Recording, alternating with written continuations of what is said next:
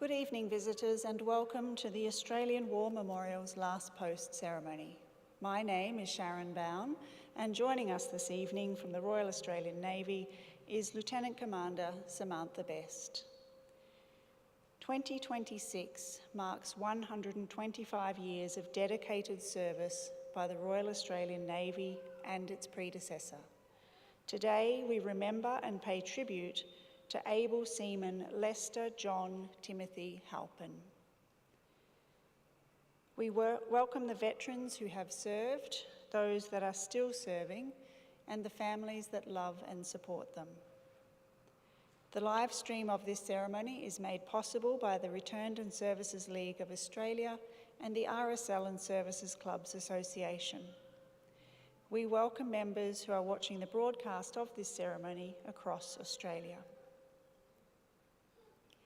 During this evening's ceremony, wreaths will be laid at the base of the Pool of Reflection by visitors to the memorial and by Australian Navy cadets from Waratah Flotilla. If you are able, would you now please stand and join in singing the national anthem.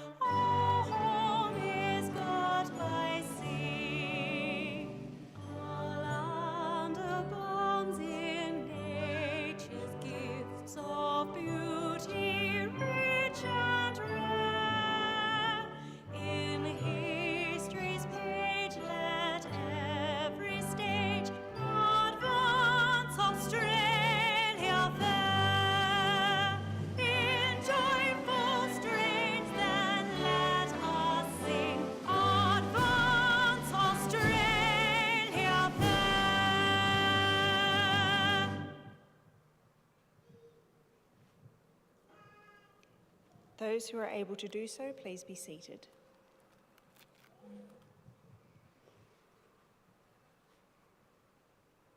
The Australian War Memorial was the vision of Charles Bean, Australia's First World War official historian. Bean landed with the Australian troops on Gallipoli and stayed with them at the front through to the end of the war. The idea of this national memorial and museum came to him at Pozières, France, in the depths of the bloody fighting of 1916. Bean's idea was that this would be a place where families and friends could mourn loved ones buried in faraway places. It would also be a place that could help all Australians understand what these men and women had endured and what they had done for us.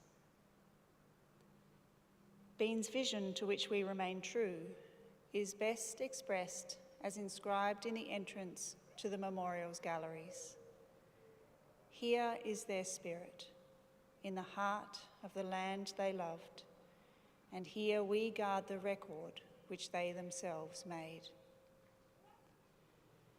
Tonight we will read the story behind just one of those on the Roll of Honour, which lists the names of more than 103,000 men and women who have given their lives for us in war and on operations for more than a century. But first, we present a lament, Flowers of the Forest. Wreaths and floral tributes will now be laid at the base of the Pool of Reflection.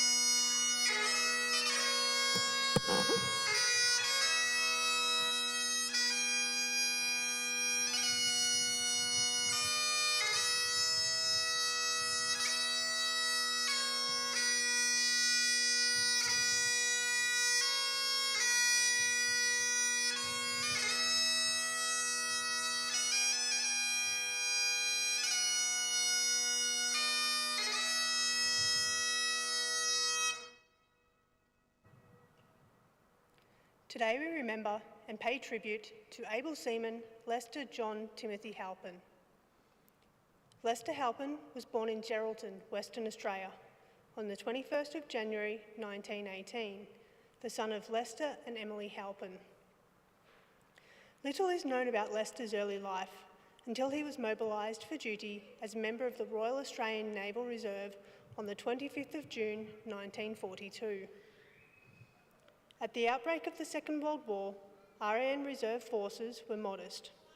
There were about 500 officers and close to 4,000 ratings. In order to balance the numbers in the permanent service, reserve training was suspended. All new entry personnel were entered through the Royal Australian Naval Reserve, signing an agreement for the duration of hostilities instead of the usual 12-year engagement. Officers and potential officers, meanwhile, were entered as members of the Royal Australian Naval Reserve's seagoing or the Royal Australian Naval Volunteer Reserve. Halpin began his wartime training at HMAS Cerberus, the Navy's premier sailor training establishment, located south of Melbourne on the Mornington Peninsula. In October, Halpin returned to his home state, posted to HMAS Lewin, a Royal Australian Navy shore establishment, which had been commissioned in 1940 as the naval depot for Fremantle. In early September 1944, Halpin was posted to HMAS Napier, one of the 8 N-class destroyers laid down in British yards during 1939. 5 of the destroyers, including Napier, had since been transferred to the Royal Australian Navy. Since 1941, Napier had seen plenty of action. The ship's first assignment was convoy escort duties in the North Atlantic until being transferred to the Mediterranean, where she participated in the evacuation of Allied troops from Crete at the end of May 1941. Later that year, Napier was in action helping supply Allied troops besieged in Tobruk.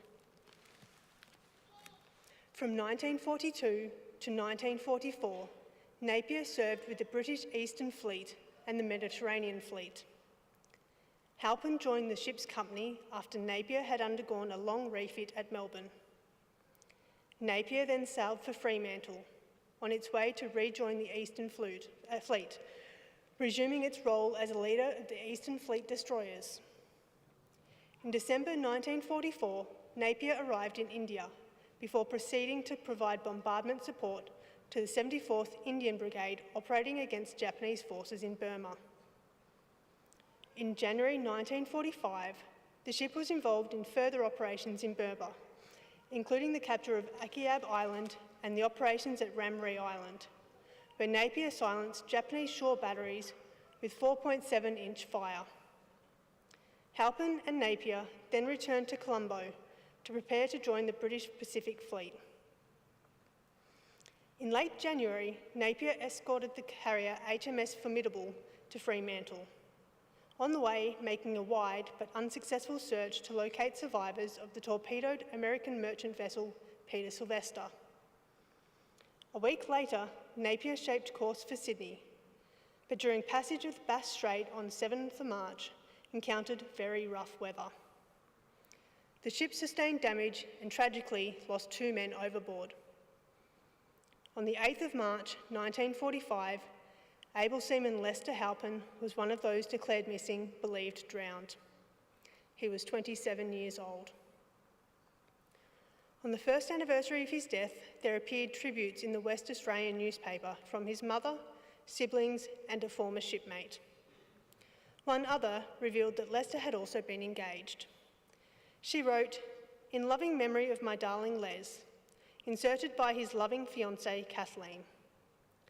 Happy and smiling, always content, loved and respected wherever he went. Always cheerful, loving and kind, what a beautiful memory he left behind. With no grave but the sea, today Lester is commemorated at the Runnymede Memorial, which overlooks the River Thames in England. His name is also listed on the Roll of Honour on my left, among almost 40,000 Australians who died while serving in the Second World War. A photograph of his name on the Runnymede Memorial is displayed today beside the Pool of Reflection. This is but one of the many stories of service and sacrifice told here at the Australian War Memorial. We now remember able seaman Lester John Timothy Halpin, who gave his life for us, for our freedoms and in the hope of a better world.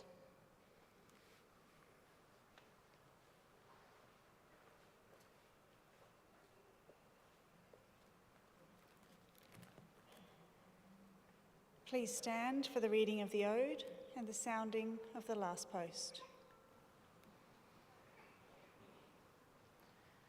They have no grave but the cruel sea, no flowers lay at their head, a hulking husk is their tombstone, a fast on the ocean bed.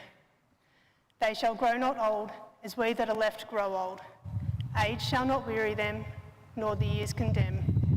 At the going down of the sun, and in the morning, we will remember them. We'll remember them.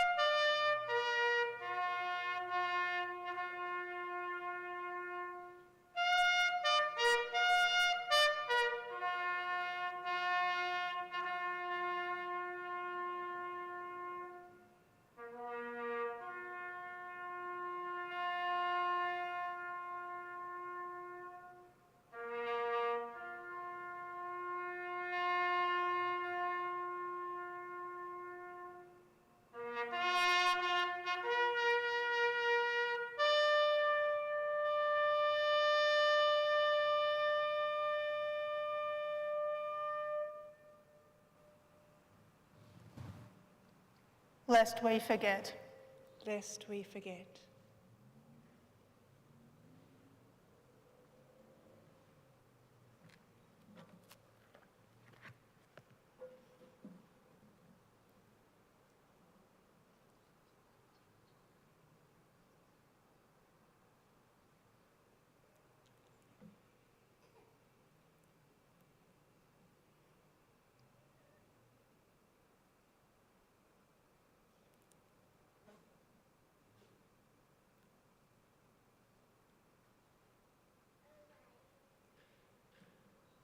We leave you this evening with the words of the memorial's founder, Charles Bean. Many a man lying out there at Pozières or in the low scrub at Gallipoli, with his poor tired senses barely working through the fever of his brain, has thought in his last moments, well, it's over. But in Australia, they will be proud of this. Ladies and gentlemen, girls and boys, that concludes the last post ceremony.